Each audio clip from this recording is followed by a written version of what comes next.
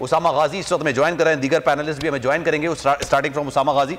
उसामा ये बताइएगा, ये तारीख में ऐसी मिसाल नहीं मिलती है, आपने भी काफी अरसे से जर्नलिज्म की है, आप भी मुख्तलिफ चैनल से वाबस्ता रहे हैं, ऐसा माजी में कभी देखने को नहीं मिला कि इदारा इस हद तक जाके कि अपने करोड़ों रुपए, अपना सरमाया दांव पर लगा दे, लेकिन अपने मुलाजमीन को किसी सूरत अकेला और तनहा ना छोड़े। क्या कहेंगे आप? सलमान, यही वजह है क्योंकि पाकिस्तान में कभी किसी ने इस तरह सोचा नहीं और इसीलिए फिर किसी के साथ इस तरह हुआ नहीं। और जितने बाकी इदारे थे, जितने बाकी लोग थे जो एक माफिया की शक्ल इख्तियार कर गए थे, तो उनको ये चीज़ पसंद नहीं आई कि उनकी इजारादारी खत्म हो रही है। तो पाकिस्तान में आप देखिए, जिस मकसद के लिए आज़ादी हासिल की गई थी वो हासिल नहीं हो सका। यानी यहाँ पर इजहार राय की आज़ादी की अगर बात कर लें तो क्या हुआ कि जो सरमायादार था वो ऊपर आकर बैठ गया और फिर उसने कहीं ना कहीं, वो वही कम्युनिटी थी जो सरमायादारों की थी, जो आपको तमाम ताकत के रवानों में मिलती है, और फिर उनके इंटरेस्ट एक थे, चाहे वो आप शुगर माफिया को ले लें, चाहे आप फ्लावर मिल्स को देख लें, कोई भी आप देख लें, किसी भी जगह पर आप जो सरमायादार है उनके इंटरेस्ट एक है, उनके आपस में ताल्लुकात हैं हर तरह से, फिर वो उन्हीं मफादात का तहफ़्फ़ुज़ करते हैं।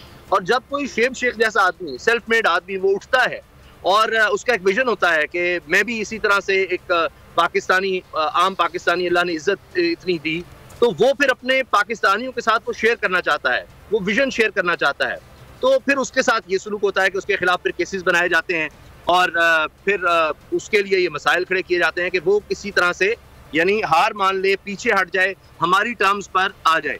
तो जब वो ये नहीं होगा तो फिर उसके खिलाफ यानी जब वो मानेगा नहीं, वो टूटेगा नहीं, वो दबाव में नहीं आएगा, धमकी में नहीं आएगा, तो फिर उसके खिलाफ इसी तरह से केसेस बनाए जाते हैं। लेकिन मुझे इंशाल्लाह बड़ी उम्मीद है और उसकी वजह ये भी है कि अल्लाह ताला का खास करम है और जाहिर है कि जो शख्स अच्छी नीयत रखता है, अच्छी सोच रखता है, अल्लाह ताला उसकी मदद करते हैं। बिल्कुल, ऐसे 8 साल से तकरीबन बोल के साथ होता है, ऐसा ही होता रहा है, झूठे मुकदमात 8 साल से, बिल्कुल आप सही कह रहे हैं। लेकिन अभी जो वक्त है, डेफिनेटली ये वक्त शायद इस तरीके से हमने कभी देखा नहीं, जिस तरह से दबाव है, जिस तरीके से एक सफोकेशन है, और इस सफोकेशन में दबाव में काम करना और फिर डटे रहना, ये भी बड़ी बात होती है। और आपने जिस तरह शुरू में कहा ना कि आप नुकसान बर्दाश्त कर रहे हैं, हालांकि कभी ऐसा नहीं होता कि आप अपना नुकसान बर्दाश्त करें। हमने तो शुरू में जो है वो कमर्शियल्स भी नहीं लिए थे, किस किस तरह दबाव में बोल काम करता आया है, और आज भी तमाम जो एक तरह से नुकसान है वो उठा के भी, सब कुछ दाव पे लगा के भी बोल खड़ा है सहाफियों के साथ, सहाफत के साथ। मैंने तो कभी ऐसा नहीं देखा उसामा।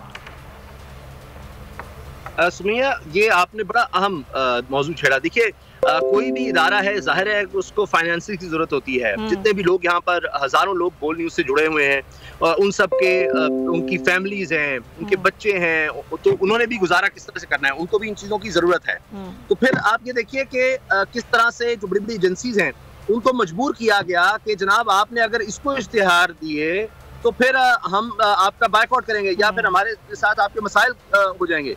तो यहाँ तक ये ब्लैकमेलिंग होती रही है। लेकिन बोल न्यूज डटा रहा और आज आप देखिए क्या वक्त है कि सारे चैनल्स बाकी पाकिस्तान में, यानी दर्जनों तो न्यूज चैनल है, लगभग 150-200 चैनल ऐसे होंगे पाकिस्तान में, तो वो सब एक तरफ हैं न्यूज चैनल्स को मिलाएं तो 56% तक जो व्यूअरशिप है वो बोल न्यूज की है।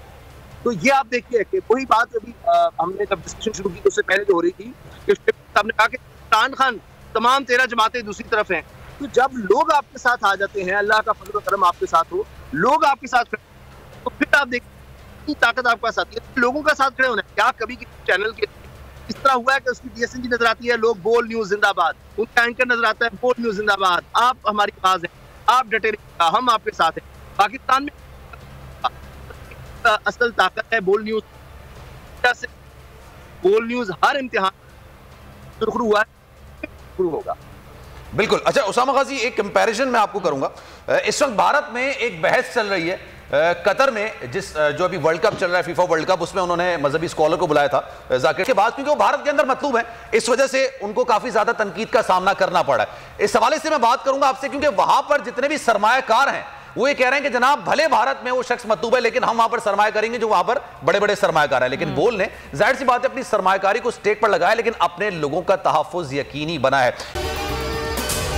अगर आपको ये वीडियो पसंद आई है तो हमारे चैनल को सब्सक्राइब करें और बेल आइकन को प्रेस करें। बोल जो कि हकीकी सहाफत के सफर पे गामजन है, बता दिया है कि किसी किस्म का कोई दबाव बर्दाश्त नहीं किया जाएगा।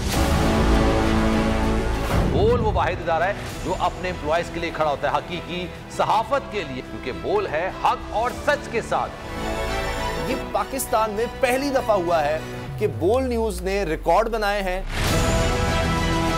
आज के दौर में, डिजिटल मीडिया के दौर में, आप किस किस साइट को ब्लॉक करेंगे? इनका बस नहीं चल रहा कि हर उस आवाज को बंद कर दें जो सोच थोड़ी सी भी इख्तलाफ की गुंजाइश पैदा करने की कोशिश करे।